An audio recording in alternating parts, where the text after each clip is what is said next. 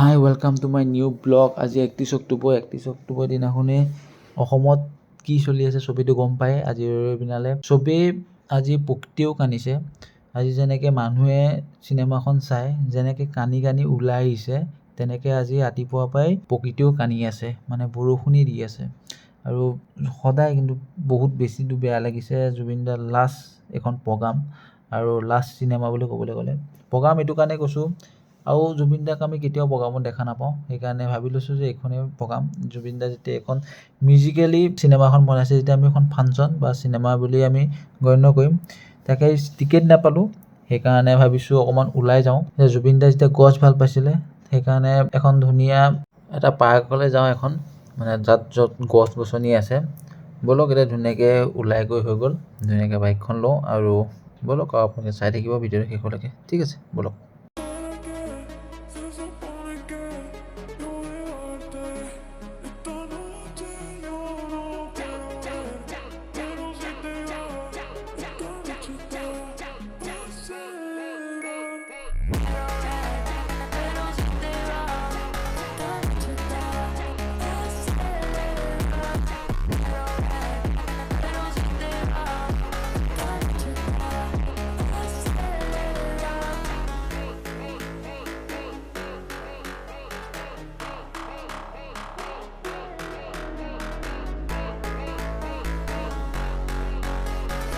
এতিয়া ধুনীয়াকৈ পাই গ'লি পাৰ্কখনত, আৰু আপোনালোকে চাব ইমান যে ধুনীয়া ন, চাৰিওকাষে অকল সেউজীয়া। জুবিন দাই যেনেকৈ গছ গছনি ভাল পাইছিল, সেইকাৰণে ভাবিছোঁ বাৰৰ কাৰণে জুবিন দাক আমি শ্ৰদ্ধাঞ্জলি জনাইছোঁ। এখন সেউজীয়াৰ মাজত দেখিব পাইছে কি ধুনীয়া পৰিৱেশ। আৰু আজি বতৰটো ইমান ঠিক নহয়, মানে বৰষুণে পৰি আছে ৰাতিপুৱাৰ পৰা। বহুত ভাল লাগিছে কিন্তু আহি অলপ সময় ইয়াতে থাকি গৈ এতিয়া কি ধুনীয়াকৈ কিবা এটা খাই লওঁ, ভোকো লাগিছে। ব'লক।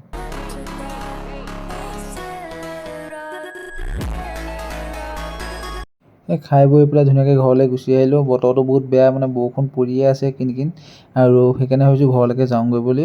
আৰু আহি বহুত ভাল লাগিল, মানে গোটেইখিনি চাৰিওকাষে সেউজীয়াই আছিল, বহুত ভাল লাগিল। এতিয়া যাওঁ ব'লক ঘৰত গৈ পেলাই আপোনাক কৈ আছোঁ।